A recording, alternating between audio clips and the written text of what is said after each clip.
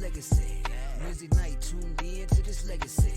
Mark and Will locked in on this legacy. Mel and PIP's in on this legacy. Let's go. What you know about this legacy? Wednesday night, tuned in to this legacy. Mark and Will locked in on this legacy. Get your popcorn, I know you need this medicine. Let's go.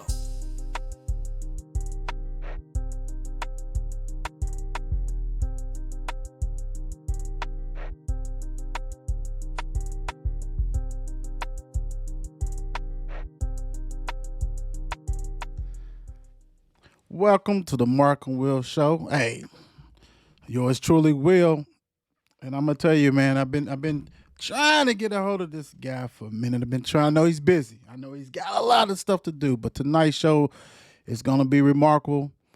You know, we gotta hear from the leader. I was about to say new school, new Bulldogs, something. I had to come up with something, and we're gonna rock and roll. We're gonna give everybody opportunity to listen to Male High School's new principal, Mr. Cathey. So before that, I want to go ahead and let you guys remind you that voting, right? And we're talking about for the Mark and Will offensive defensive players. Make sure you go ahead and vote on Facebook, on our group, or on Twitter. These kiddos deserve the recognition. So go ahead and cast your vote. Do not be gun shy. Do not be like, oh, I don't want to do it. I don't know. Look at the stats. If you got any questions, DM me. I love to talk. I love to chat. I have no problem in breaking it down to you. Why did I thought that was someone who I thought could be Mark and Will, offensive or defensive player. So please make sure you vote for these kids. The voting ends tomorrow at 4 p.m. and we'll definitely reveal the winners Wednesday. Speaking of that, where to find us at? Okay, look, come on. If you don't know by now, then you're playing games. You think you're playing games because you should know by now. X, Twitter, it's still kind of funny saying X. Mark and Will Show, Facebook, Mark and Will Show. Everything pretty much Mark and Will Show. TikTok, you don't stop. YouTube, Instagram. We got the Mark and Will Gaming. We got all that good stuff. We got the Players Club. That's the group from the Mark and Will Facebook. So make sure you go ahead and join that. Give us a follow because that's the thing about it. What we try to do, we talk about sports. We talk about almost every sport known to man. But we also want to give you guys the interviews of players and coaches and ADs and principal, right? That sounds kind of good. Principal. Yeah. And speaking of that, let's get into it. Hey, tonight. Look, Louisville Male High School principal, Mr. Cathey. You guys have seen him on the show before, and he delivered. And I'm gonna tell you what. Each time we talk to him, it seems like it's another thing, right? So now he's the principal of Male. How you doing, Mr. Cathey? How you doing? Man, I am beyond blessed. I say it all the time. I don't know how I'm this blessed. I really don't, man. Just great energy, great place to be right now. Right. Just all the way right. I know that's right. I'm just gonna jump into it. I'm not, and it's so funny because it seemed like I asked you this before. How did this come about? How did this come about? It's like a deja vu, right? It's like, how did this come about? I'm gonna be real with you. I really don't know. Like, I feel like I'm living in somebody's dream or something. I feel like I'm a player in a video game or something, and somebody's gonna hit the power button any second, and it's just all gonna be done. I don't know. But no, seriously, I think what it is just dedication to a vision, dedication to kids. The main thing is I always knew that Male High School was a part of my heart. And I absolutely loved Lyman T. Johnson. That was an amazing place. And I can tell you right now, I would not have even looked at another school if it weren't my heart here. You know, like anyone who knows me, you know my story. My father, growing up, always wanted to come to Male. He was that kind of few years behind Griff and them. So he, coming up, it's where he wanted to go. He went to Shawnee, played ball at Shawnee, went to the state tournament, had a great time. But me growing up all my life, all I heard about was Male High School. Like the way some people hear about, Harvard or Howard. or Right. Duke or what, UK. What I heard about Male High School, Mm-hmm. so I always knew this is where I wanted to go. This is where I came. I played ball here. I was in the show choir, took advanced classes, had just had a ball here. And through time, I just knew that I wanted to get back to kids and I wanted to pay it forward. So got into JCPS right away, worked at Wagner. That's where I met John Kelsey, my mentor, my second father, Right. best leader in this district.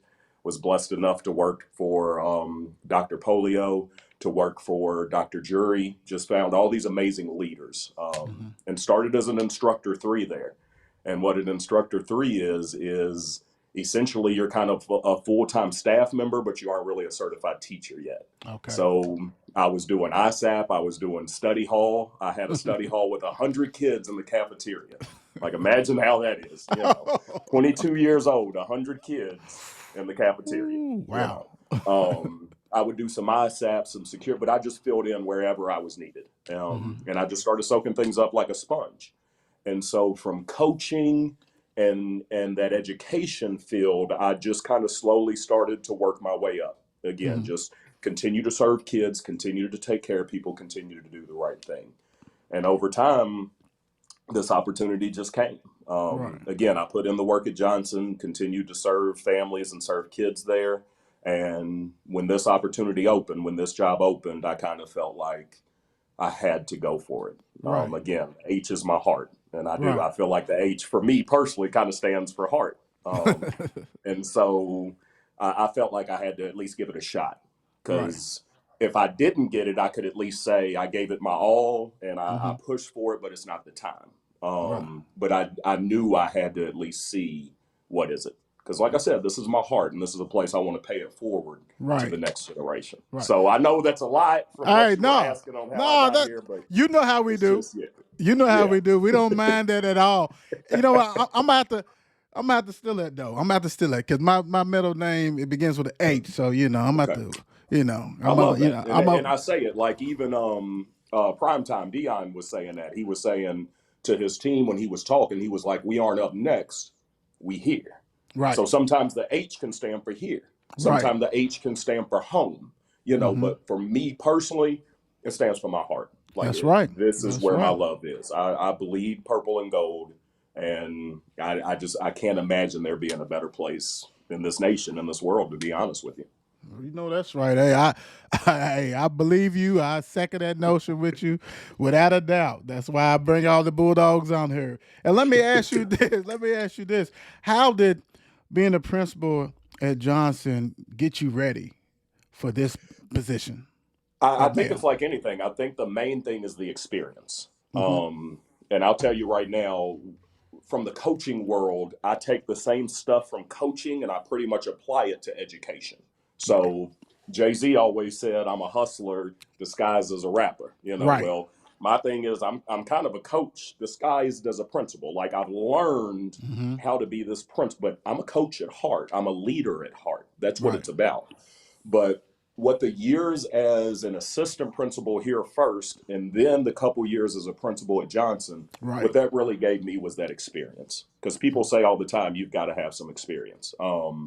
But the crazy part about that, the catch-22, right, is you can't have experience until you get experience. Right. So you have to start. You have to be willing to go out there.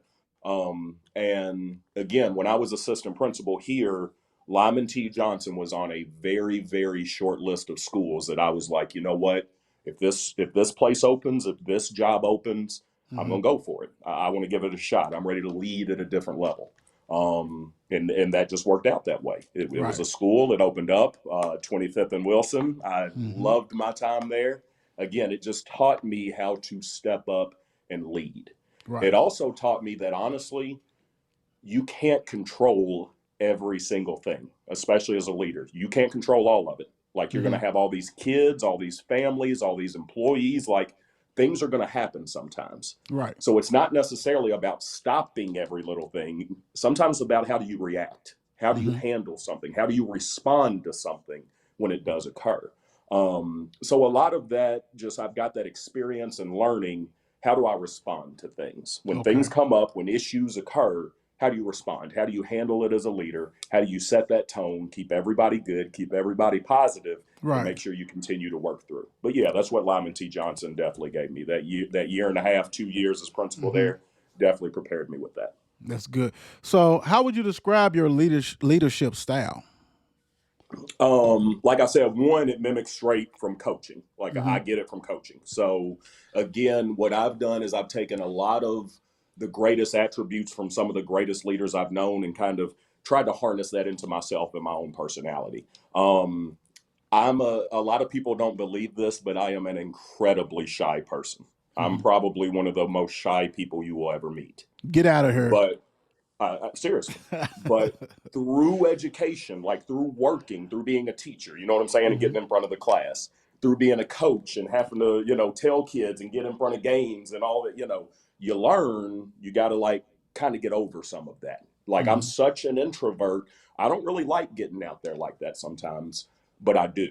Right. And so what I've learned very, very quickly when it comes to leadership is you have to be out there with your people. You Mm-hmm. have to be willing to move and work with your people. So, as a principal, my leadership style is you rarely will see me in this office. Like this office where I'm sitting at right now, my staff knows I don't have much of an open door policy because I'm rarely even going to be in here. Like I'm going to be in the hallways. I'm going to be moving through classrooms. I'm outside.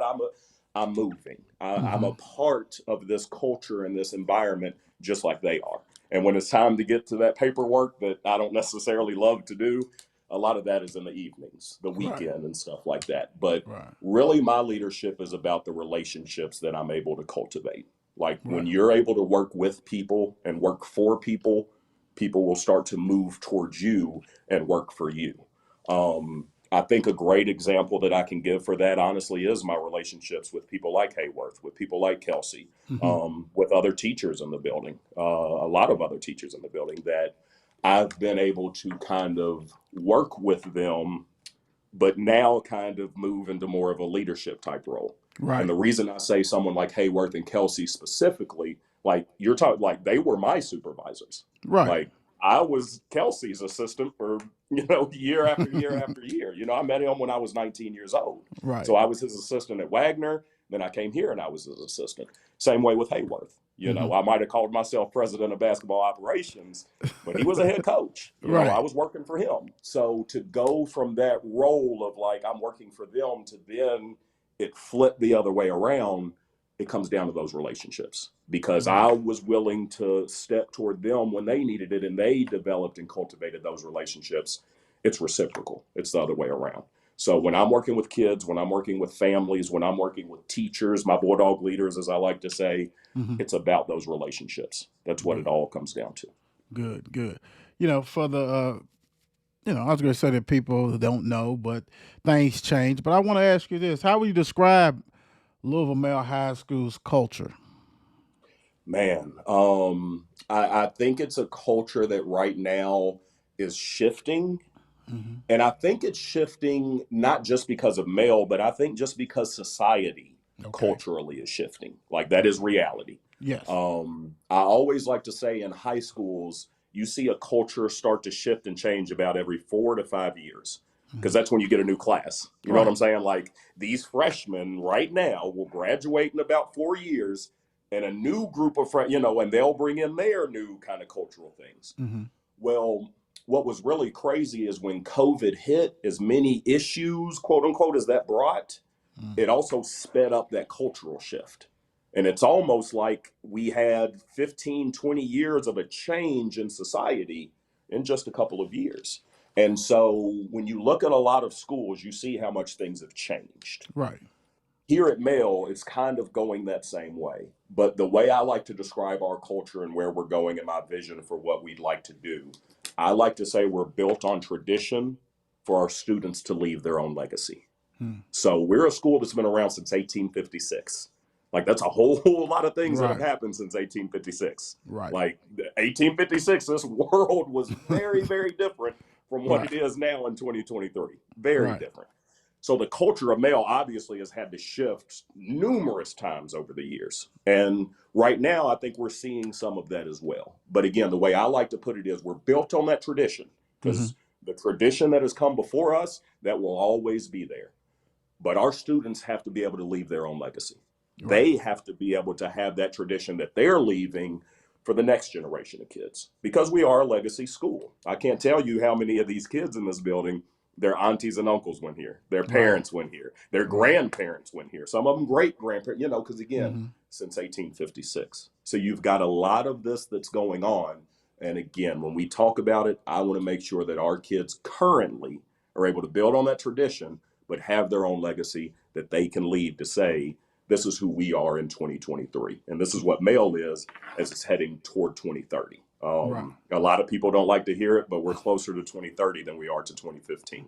Right. Like right now, we're a lot closer to 2030 than we are 2015. Like we're going forward. We're not going backward. So we've got to continue to make sure we give our kids every opportunity that they can have. Right. Make sure you guys follow, like, share, please. What are the biggest challenges in this role for you? I think it's just remembering that, like I said a little bit earlier, there's always something. There are 2,000 kids, 2,000 families, 150 employees.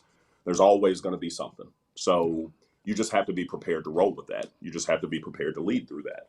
I think another thing is getting out of my own comfort that I tend to sometimes recognize in other, especially male alums. And here's what I mean by that. A lot of time male alums expect male to be what it was when we were here. Like I graduated in 2001. So I can't tell you how many people I talked to from those 2000 years that are like, oh, male should be like it. Well, in 92, it isn't what it was in 2001. Right. So when you talk to those 92 people, they want it to be like it was in 92. You talk to those people in 79, they want it to be like it was in 79. You talk to the people in 2016, they want it to be what it was in 2000. Again, we're built on the tradition, but it's the current legacy that's being built, and these kids, they deserve that. So what I'm saying is sometimes I have to get out of my own head. Sometimes I have to remind myself that, yes, this is Male High School and this is my school, but this is their school. Like I can't make everything just based on 2000, 2001. This is the way we did it. This is how my basketball coach did it, and my choir teacher, and my AP program, and my principal did it this way. So this is how we're going. No, we have to do what's best. Now, again, we'll take a lot of those things, the things that work and this and that. Let's roll. Again, I love Joe Burks. The first thing I did when I got this job, I pulled out that purple jacket and we was rolling. I went back to the Joe Burks days and we was doing it. But that doesn't mean that everything, you know what I mean? Everything cannot be what it was in the past. And this school is not a museum. It's a school. And we have to remember that. So we're going to honor the past. Like we put the ropes back around the H and the lobby and stuff like that. We're going to honor it. But again, we also have to make sure, again, we're a school. And schools are about kids. You know, we're not a museum. So yeah. How difficult is it to connect with your school community? You know, is it challenging, or how are you doing that? No, I don't think it really is. Just because of the connection that I already have. I will say that's a huge benefit. Being an alum myself, knowing that I was here as a coach, I was here as a teacher, as dean of students, as assistant principal. Like I have these relationships. Plus coming from Johnson, a lot of these students and a lot of these families, I had them at Johnson. Or it's crazy how many students who are freshmen that I had older siblings. Like we just had senior night for field hockey. Okay. And a mother came in and just talked about how I had the older son, I had the middle daughter, and now I'm back as principal with the younger daughter. And she's like, we're just so excited to have you back, and that energy. But again, when you have those past relationships, as I was talking about that leadership style, when you have those past relationships, it makes a big difference. So again, has it been difficult? No, I think it's just about being open, about being transparent, about, like I said, just being available to people and continuing to cultivate these relationships.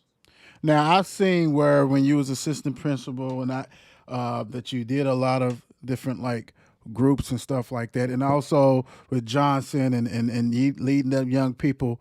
So how do you build leadership? Like, do you still foster those groups and things like that to build those students into leaders? Yeah, that's the main thing. We want to see them be able to grow and lead and go out into the community. I think leadership kind of trickles down. Mm-hmm. I firmly believe that. Here's another example I'll give you, and this was today. So Mm-hmm. I was in the hallway, and we had a spill outside of the classroom, and so the teacher was like, "Hey, can we radio for somebody?" So okay, well I know custodians rip and running. My father is a former custodian. Mm-hmm. So I grab the mop and I go over and I just mop it up myself. Well, while I'm doing that, here comes Max Gainey walking down the hallway. And if anybody knows Max Gainey is that man. Like Max Gainey, he probably the coolest cat that's ever walked through these hallways. And I ain't gonna lie to you, I was a cool cat when I was walking these hallways, but man, there's only one Max Gainey. I can tell you that right now.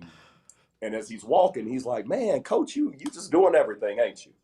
And it hit me right then because he's a wide receiver, right? And I Mm-hmm. was like, well, Max, sometimes you got to know when you got to block. And sometimes you got to know when you got to run your route to go make the catch. Right. You got to always be able to play a role. So whether I'm grabbing a mop, whether Mm-hmm. I'm wiping a window, whether I'm having a one-on-one conference with a student, whether we're having a big event, a big time, like I spoke to the BSU a few weeks ago, it doesn't matter. It's about setting that tone of leadership. And again, that just means doing whatever has to be done at the moment. So going back to what you were asking is, yes, I want to continue to cultivate and develop leadership within our kids. So when I Mm-hmm. talk about someone like Max Gainey, we can talk about how cool he is and he's a man and this and that, but I want him to go out into the community and when football's done, what are Right. you bringing back? What are you bringing Right. back to this community? What are you contributing? And not just him, but all 2,000 of our Bulldogs. Right. So I want to see that. So they have to see it from me and they have to see it from our Bulldog leaders and then they start to get it. So as time goes, they'll start to see more of it, and we will continue to have these groups, continue to have things where, again, we can cultivate that leadership. Because I'm telling you, in a few years, we're going to look up and we're going to be the ones in the retirement homes. Like, Right. we're going to be the ones who ain't Right. doing, I blink and I'm 40. I'm going to Right. blink again and I'm going to be 60 something, 70 something, 80 something. Like, and these kids are going to be the ones taking care of us. So, Right. like you said, the more that we can do these groups, the more that we can have these things that they have and they have ownership of, the better off it is. Right. Love that. Love that. All right. So let's get into some athletics. Mhm. How let me see this. Let's do it this way. What is the role of the principal as far as with managing the staff or picking the staff and schedules and stuff like that? Let's tell us what your role is as a principal dealing with athletics. No, Get out of hands the way. up, Kelsey. Kelsey. Get the best athletic director and get out of Kelsey. the way. Let them do their Kelsey. job. Let the man be the man. No, seriously, I think it's like anything else. I think you have to put your vision to it and you have to make your vision clear on what you're doing. So I say all the time, any high school is as great as its 4 A's. So Mhm. academics, arts, athletics, after school experiences. Those four things. So athletics is one of those four. Right. But any of those four, my job as the principal, my job as the leader, is to find the best possible people to put in those positions Right. and you go lead. I'm not here to micromanage you. I'm not here to do your job for you.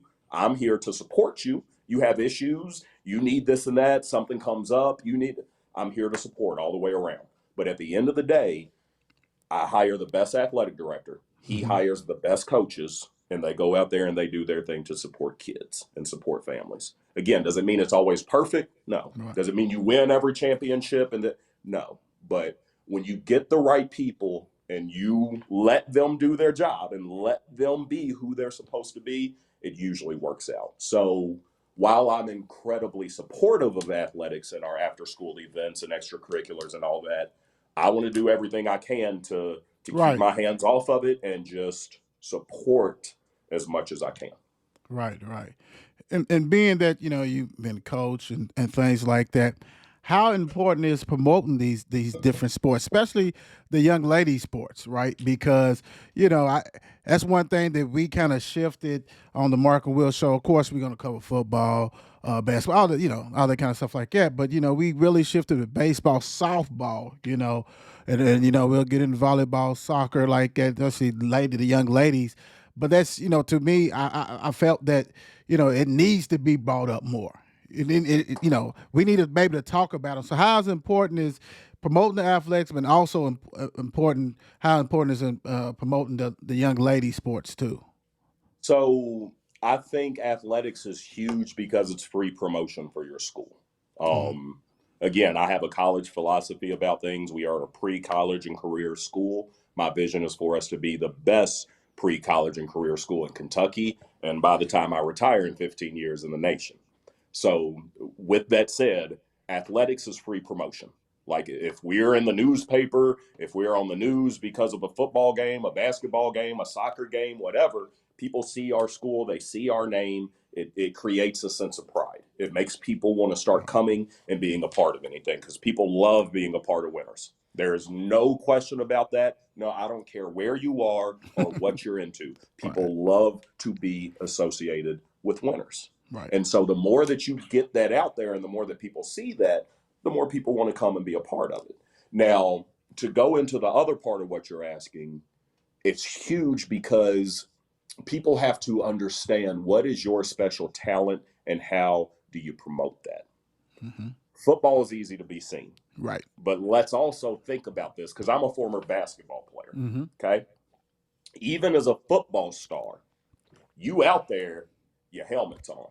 Yep. Everybody ain't necessarily seeing you, right? Like That's true. we're into game 4, week 4, week 5. I'm still starting to figure out who some of these kids are that I'm seeing without their face mask on, right? You're right. But basketball, there ain't no fake. Like everybody knows who you are. So Right. even football, like as much prowess as it's known for in our building, it's still when it's basketball, their faces are seen all the time. Right. Right. Or here's another example.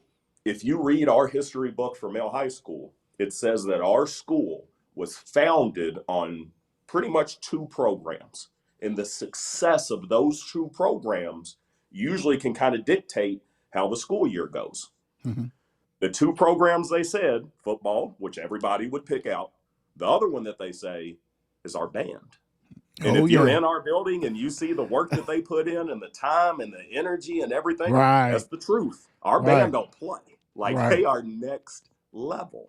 So what I'm saying is you have to promote kids at whatever they are great at. I don't care if you're a soccer player. I don't care if you're a chess player. I don't care if it's badminton and we got to figure out how to get a badminton team. What are you great at and how are we going to help you harness that? A philosophy that I learned when I was young and I've kind of adapted it to my own is the talented 10th philosophy, right? That idea that there's this 10% and they're the elite and they're better. Well, what I've done is I've kind of adjusted it. I think the talented 10th is in every single human being. Mm-hmm. I think every single human being has a 10% of us, 10% in us that is great at something. Right. Something.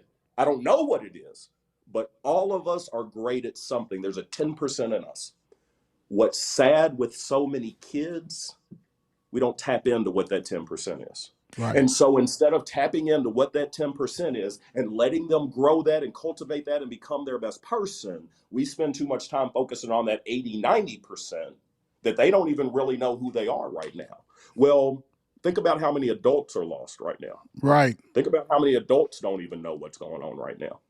So if you're 13, 14, 15, 16 years old and you've been born in a world where all you do is stare at these phone screens and iPad screens and that's your attention span, and this world with the social medias and the text messages and all this drama and all this stress and all that, and you don't find your 10%, you virtually lost. Right. You almost destined to be in a teenage wasteland. We can't just sit back and settle for that. So to what you were saying is volleyball, get out there. Soccer, get out there. Field hockey, like I said, senior night tonight, get out there. Support as much as you can and put it out there as much as you possibly can.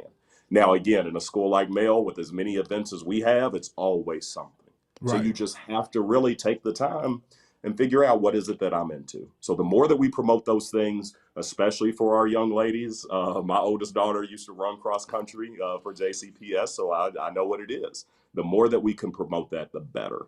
And then finally on that, especially for our young ladies, it's that mental part of it. Right. Athletics helps out with mental so much. It's not Right. just the physical part of it, but it's the mental part of it. And especially our young men, we tend to kind of gear that way, right? Right. But our young ladies can use a lot of that too. And it can help with the mental, being able to understand how to persevere and continue to fight through sports and athletics. It can be really, really big. So the more that we provide those opportunities, the better. No, that's good. You know, a lot of times, we use the word student athlete. How important is the student athlete management as far as school versus students?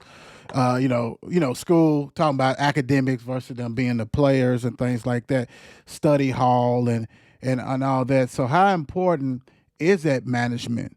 And how much does Mel really let them know that, hey, these academics is, we here for this education, like you said before. We ain't just here for these sports. We're here for this. And I think Yes. sometimes people get lost in it and don't understand the message you guys are trying to send out to these young student athletes. Absolutely. So, and you know that old adage, everybody says it all the time, right? It's student first, athlete second. So we start Right. with a student, then we become the athlete. We know that. But at the end of the day, you have to handle business. You got to be able to, if you can't handle business in this classroom, I don't know what to tell you. And Right. we're going to coach you and we're going to support you with that. So, Jasmine Drinkard is a dear friend of mine. She works for JCPS and Diversity and Equity and Poverty Division. Okay. She used to be a counselor here at Mail, went to middle school together, went Okay. graduated here from Mail together. Like, she's an amazing leader in our district. And one of the first things she taught me was the higher the standard, that means the higher level of supports we have Hmm. to provide. So we can have the highest standard or we can have the lowest. That's our choice. Right. But wherever it is, we have to provide the supports that equal or surpass. So with that, we're going to hold our student athletes, we're going to hold every student to the highest possible standard. But Right. we're also going to make sure that we add in our supports like we need to. We're also going to make sure, like you said, we have the study halls, we have the interventions, we have the ESS, we have a strong foundational tier one instructional model. So that way, if tier one's not working and we pull you out to tier two, we've identified you correctly. That way, if tier two's still not working, we can identify you for tier three and really try to get you caught up. But if our tier one instruction right there and in the classroom with every single kid is not on point, now the whole ripple effect is off. Right. So again, high standards, high support. We're going to make sure that each of our Bulldogs understands we're here for school. We're Right. not here just for athletics. We're not here just for choir or band. We're not here just for ROTC. We're not Right. here just for drama, just to play Love and Hip Hop Male High School. No, we are here for school. We're here to learn. That's what we're here doing. Right. I love that. You know, a lot of things have happened in the past years, as far as COVID and, what no fans, basically couldn't, only family, things like that. As we get into opening it up, even though COVID is still around or whatever. My whole thing is, and I see that you guys are one of the first schools that with the safety, with people have to come with the parents and things like that. How is that working? How because we still see incidents, we still have people running into games and nothing's going on, and in society we live in now, you got to look and pay attention. So how is that? How are you guys addressing that? Because, like I said, you guys were one of the first schools that said, "Hey, you got to come with this and that." Yeah. Well, I think really it's just trying to catch with the times to adjust. Hmm. I think one, we have to remember that Male High School is a different kind of high school for our community. Where Male goes, our community goes. Plain and simple. Again, we're like a small college, and when we're having a ball game, it's a different level of a ball game. Like a Right. lot of people want to be there. Everybody want to be there. And so again, it's just making sure that we create and we have the systems in place to make sure that it's the best atmosphere that it can possibly be. Now, again, is everything always going to be perfect? No. Will there be incidents? There will be. But again, it's about how we respond to those incidents. That's what Hmm. it comes down to. So again, we're trying to make sure that we have the best experience for our male fans, for our male families, for our male Bulldogs. that's what we want to make sure that we're focusing on. Because like you said, the world is changing. And we can sit around all day long and wish and pray that it was still 1992 or 2002 or whatever. Right. But the world's changing. And we have to be willing to adapt and adjust and change and try to be ahead of things as opposed to just following. Right. So I know you just started. I know you rocking and rolling. You've been around, you know what I'm saying? You're a Bulldog, my Bulldog brother. What will be Principal Cathey's fingerprints on this building, on your term? What are you trying to accomplish? What would you want when 30, 40 years or whatever it is, when you leave, what would you want your fingerprints to be? I want to do a few things. So one, the big thing is what I said a few minutes ago. We are Kentucky's premier pre-college and career school. And I want to stick to that. I know the world is kind of getting away from standardized testing, ACTs, some of that stuff, but that stuff's still important, man. It can be the difference in a kid getting a scholarship or not. Like, it can be. Now, is it the end all be all? Absolutely not. No, there's so much more that goes into it. But that's kind of where that's the premise of it. Like, we're here to be educated. We're here to have education. We're here to learn, to instruct, and to learn. So we want to be Kentucky's premier pre-college and career school. I think another big part of it is we are Kentucky's premier urban school. Like, we are. Like, we're here in Louisville. Like, we're in an urban area, we're an urban school, and we own it, you know. And I think a big part of that is just the pride that comes with it.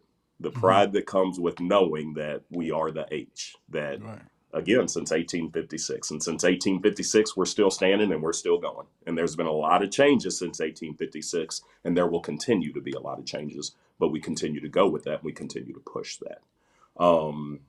I think that's really where we want to go. The final thing I want to say on that one is, honestly, it's going to be about really getting an understanding of where and what is the traditional program as we're heading toward 2030.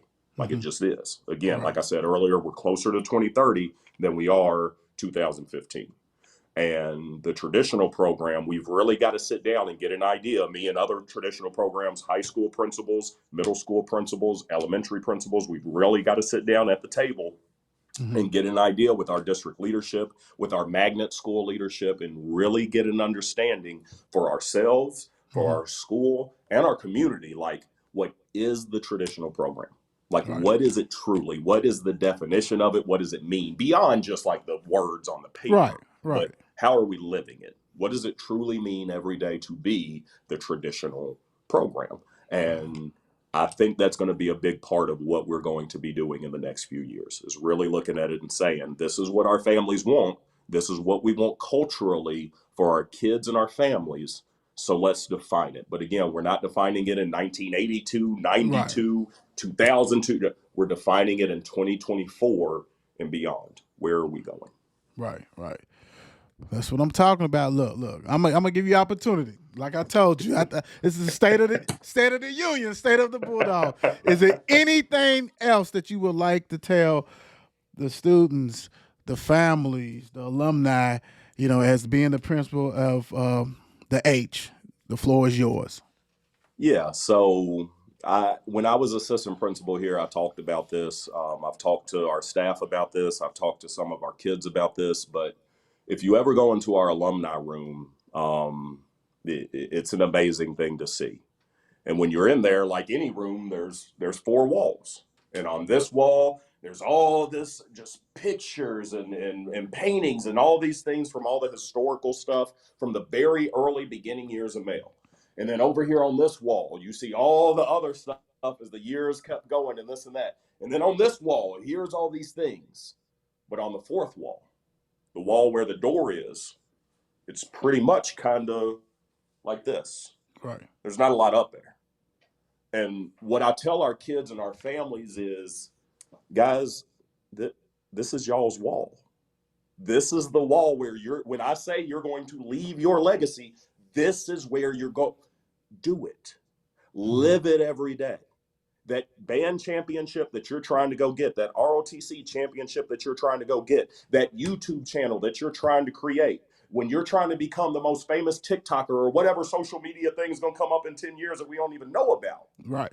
Are you going to be that person who is up on that wall because you were so extraordinary, because you fought so hard to figure out what is my 10% and how am I going to harness my 10% and be amazing? This is the place to come and do it. And if you want to be part of an amazing tradition, again, since 1856 and still going, this is the place to do it. Now, again, it's not for everybody. It's not. I get it. Some people, male is not your thing. That's why we have a rival. Just like our rival, that's not my thing. I get it. We understand. But what we're building here is special. And I'm here for a reason. And I feel like it's something that's special and needs to be done. So when I say I'm moving those hallways, when I say I'm out there and fist daps and high fives and all the stuff, like, this is what we're living. And we're going to live this culture every single day. So any of my future aspiring Bulldogs already in the traditional program, come on and see us. Those of you at TMS and Barrett, you know I've already been out there once this year. You know I'll be out there several more times this year. And those of you that aren't already in the traditional program, sign up. Come on, because I want to see you and I want to figure out what's your 10%, because I want your 10% to be great so you can have it here at the H and we can be great. Because the more that we have that, the better off we all are.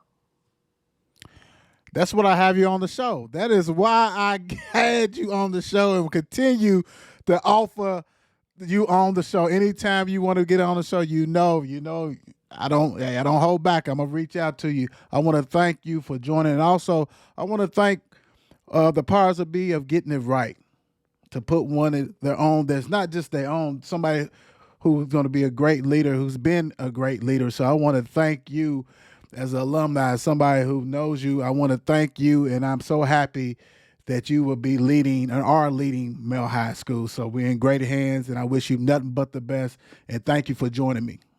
Yes, sir. And let me say this to you, and I mean this. What you doing for this city, how you putting kids on and you putting families on and you showing what's what, I can't begin to express how much it means. You continue to get out there and lead. We were talking earlier about what Dead Stock's out there doing. Like, what you all are doing for this community, it's big time, because these kids deserve it. And like I said, you never know. That spotlight that you give that kid could be the thing that catapults him or her to go out and do those amazing things. So I greatly appreciate and I honor, and I'm just, man, thank you so much for everything that you're doing. Thank you. I appreciate you, and I'll see you Friday. Yes, sir. We'll see you Friday. All right, bye. That's what we do. Hey, right there, man. Hey, that right there. He hits a home run every time. Even when you talk to him at the school, at the football game, basketball, no matter what, Principal Cathey, as him. There's no put on. That is him. Great man, great leader. On that one, man, I'm out. I'll see you guys. Peace out.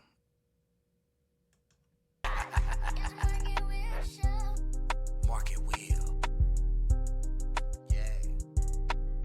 What you know about them Bulldogs and them Panthers? Legacy. That's right. Legacy. That's right. Legacy. That's right. Legacy. Let's go. What you know about this legacy?